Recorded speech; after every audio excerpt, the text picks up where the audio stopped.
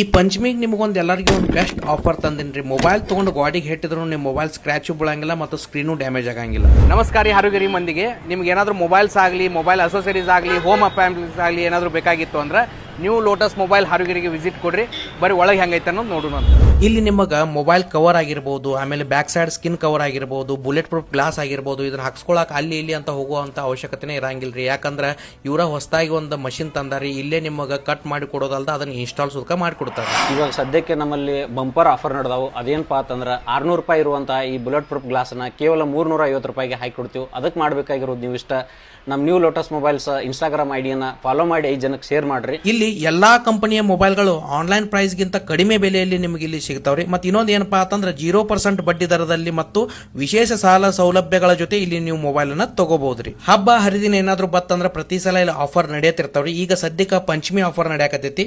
ನೀವೇನಾದ್ರೂ ಹೊಸ ಮೊಬೈಲ್